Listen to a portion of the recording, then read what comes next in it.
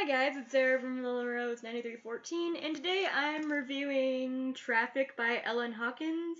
Traffic is the second book in the Trick series by Hopkins, so I would suggest if you haven't read Tricks yet, I would sign up the video right now, read Tricks, and then come back. Well, actually, read Tricks first. I don't have a review on Tricks, sorry about that. But after you read Tricks, read Traffic, and then come back and watch the review. If you're not sure if you want to read Traffic. If you're not sure if you want to read Traffic, then come back, watch my non-spoiler review because I do my non-spoiler review first, and then read it if you're interested, and then come back and watch my spoiler review because this is a non-spoiler / spoiler review. That's usually how my reviews work. I get into the non-spoiler sections, do a simple synopsis, and then do a review of do my personal rating. Then I will warn people who have not read the book of when the spoiler section comes up. And then you could sign off during that, read the book, come back, and then watch that. So that's how. Or if, you're a spoiler person, you just want to be spoiled galore, then just watch the video all the way through.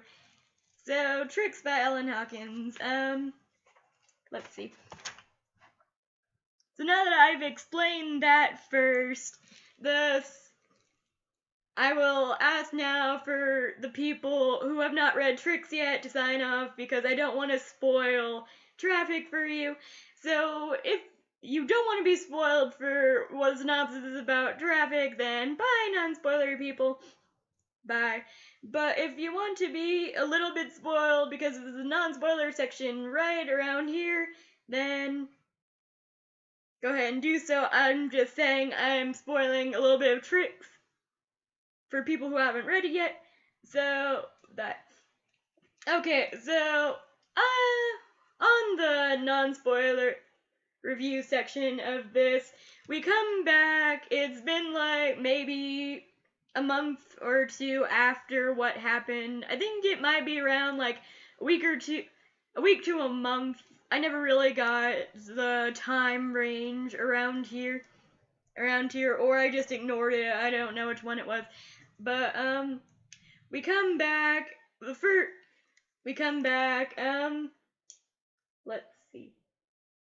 Yeah, I'm sorry about this, guys.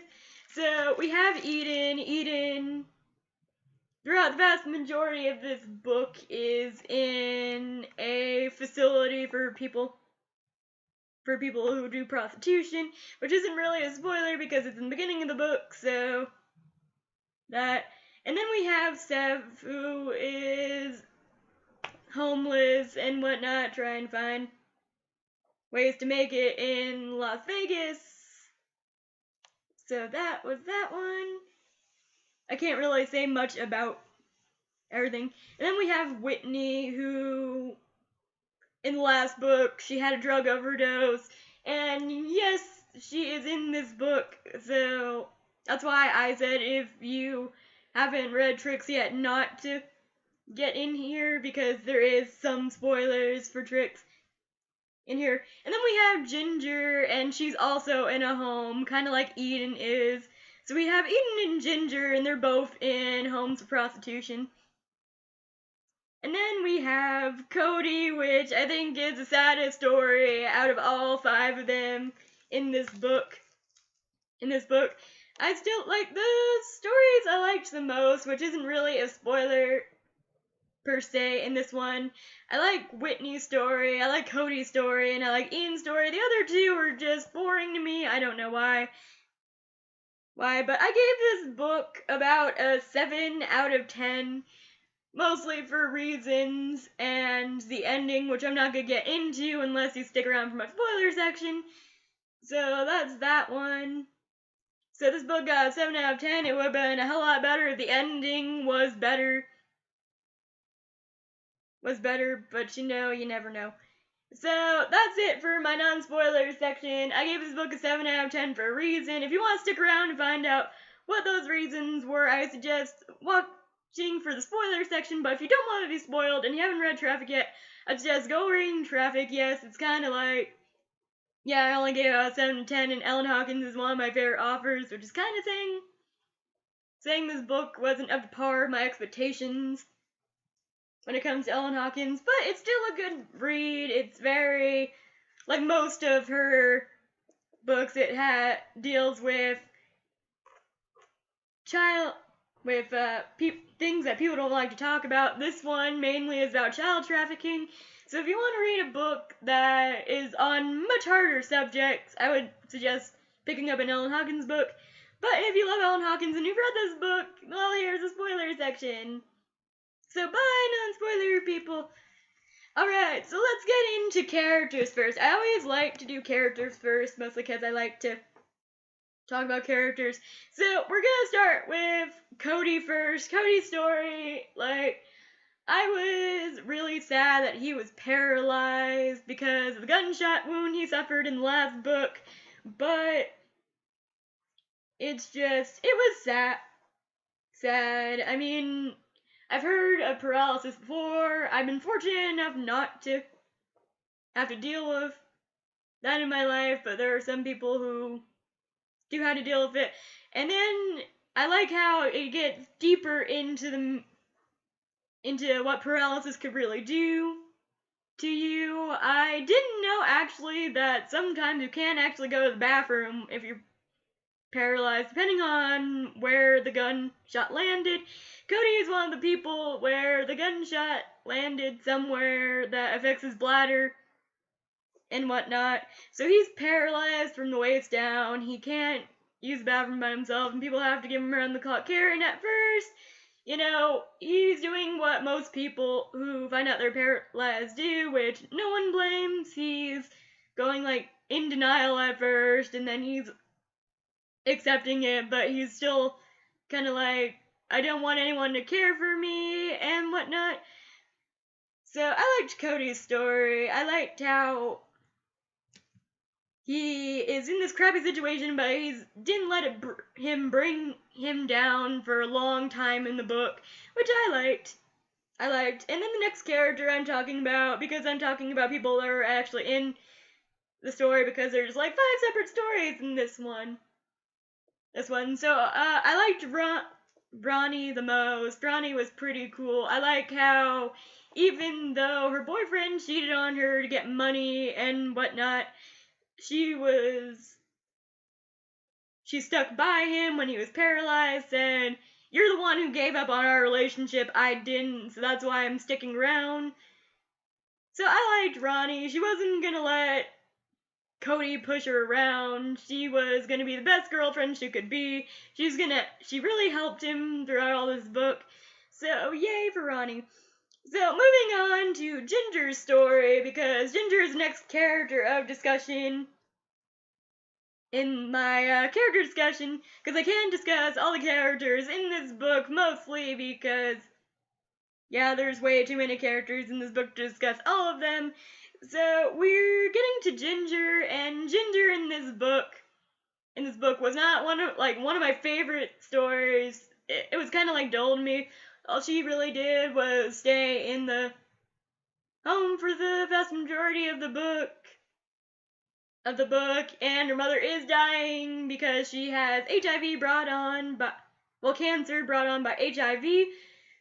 So that part, I was really miffed about that, mostly because we didn't get to deal with her mother until the end of the book. And I'm just sitting around going is there going to be a third book? Because if not, this ending is really disappointing, and it didn't tie up all those loose ends that I wanted it to. So that one. So we have her new girlfriend in this one, and that's Briella, and I liked Briella somewhat. I'm not sure if I like Briella or Alex more, but, yeah. And then we have Alex herself. Alex is pregnant in this one, and she miscarries somehow. They don't really get into depth about why she miscarried, though. And that's I'm just like, I wish this book would have gone more in depth of what happened between to everyone else in this book, which is another reason why I didn't like this book as much. But that happens. And then the only time Ginger ever really gets out of the home, besides whenever she actually gets to go home, is whenever she goes out and tries to find Alex because some girl's murdered. She finds out that Alex is back on the streets again, and she doesn't want that to be the same. One of the scenes I actually liked was when Ginger escaped the home and she was talking shit to this one guy, and this one guy's all like, "I'll show you," yada yada yada, and then her and Alex team up to take down this one guy. So I liked that part, but Alex in general, I didn't like her in this book. I mean, who dumps their girlfriend and goes, well, sorry to tell you this, girl, but I think I might like guys more, even though I might have turned you lesbian a little bit. I don't know. But yeah, I was disappointed in Alex in this book. And then we get to Seth. Seth is homeless at the beginning, and then he goes to this party, meets David. David's like one of his pimps, I guess. He doesn't pimp him out, but he invites him to stay at his place in exchange for sex. One thing I like about Seth's story is that it doesn't mainly focus on him having sex with other people. It's like half the story, but he also volunteers at this LGBT youth program which I like a lot.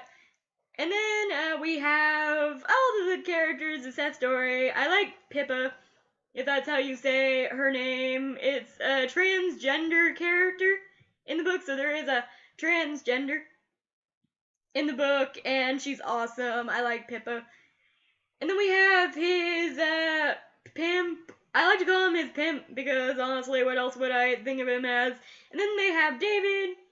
David for me is kind of like whatever. And then we have Seth's new love interest, Micaiah, and I like Micaiah, but I hate it that we just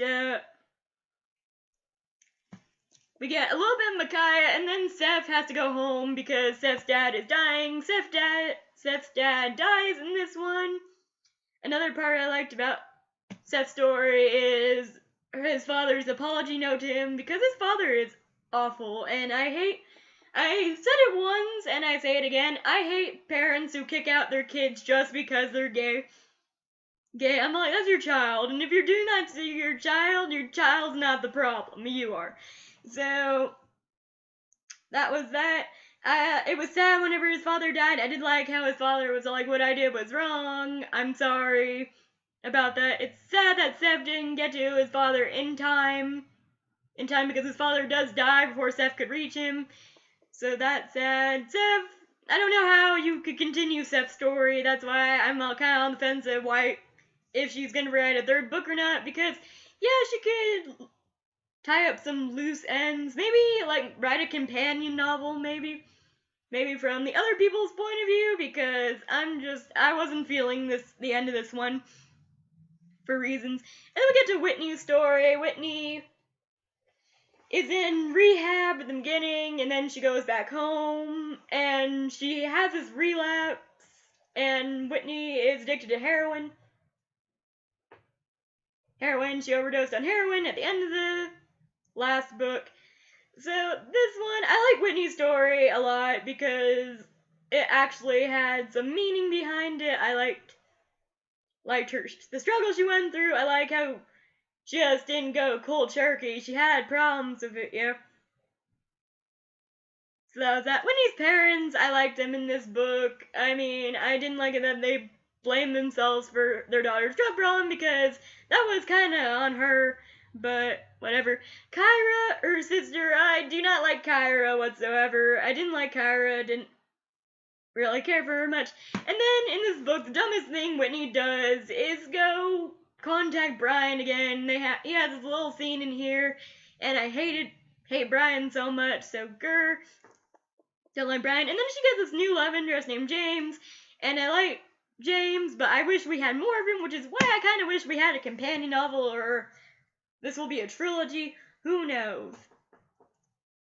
So then we have Eden, which I said before and I'll say again, Eden is my favorite character in the Trick series. she's in the home for prostitutes throughout most of this. She finds a way to contact Adam, and I do love their story in here. And that was that one. Adam in this book, I love Adam in this book, of course. And Eden's parents, I like how her father kind of made her mother actually listen to her, but I still fucking hate her mother, even though we had a poem in here by her mother. I just want to skip over the poem by her mother because I hate that bitch so much. And then we have her sister Eve, who is now on Tears of Zion. Who's now in Tears of Zion, the camp that Eden had to escape in the last book. So I was pissed about that. And then Adam being M's all like, well, maybe your parents don't know how bad it is. And I'm all like, I'm sorry, I still fucking hate her parents no matter what. I mean, you can't just go, love is a sin. Like, I don't think love is a sin. Love is beautiful. I agree with Eden in this one. I just don't like her mother's point of view of it. So that was it for the character section. So now we're on to the things I didn't like about this book. There was a lot of slow parts to this book. This plot line took forever to get on with it. There was a lot of filler in the second book, which I hate filler. I just don't like that for whatever reason. The one big thing that really annoyed me is the same for any book who does this, is a lack of an ending. These endings, they just seem to happen. It just seems to be one of those books where, hey, this happened, and then it just ends, and it doesn't feel, the worst part is they don't even feel like cliffhangers. They feel like they're the end of the story, but they're not really the end of the story, if you catch a meaning to that. So I really hope what Ellen Hopkins does is she writes another book in this trilogy, loosening up the loose ends to this one, whether it be a companion novel from other people's perspective in this book, or whether it be another point of view from those characters. So that one. Another thing I don't like about this book is when Whitney relapses and goes back to Brian. I thought that was a stupid decision on her part, but you know, shit happens. Yeah, here's another thing. I didn't know there was so many facilities for prostitution in Las Vegas. I would like the characters to be related and, not related, but would like the characters to actually have something in common besides prostitution in these books. I didn't like that they were in different facilities. I mean, I would like for two of these characters to actually meet in real life. I mean, they work the same line of business and tricks, never meet once. They go to different facilities to get better, and I'm just over here like, why couldn't they go to the same one? So that was my issue with that. I didn't like that they didn't go to the same one. Like, they could have tied these 5 people only have one thing in common about all of them, which really irks me a little bit. I really wish they would come together somehow, so that, I don't know, it was just, it annoyed me somewhat. Okay, and then, another thing that really annoys me is Eden's mother. I've said this before, she's a huge bitch.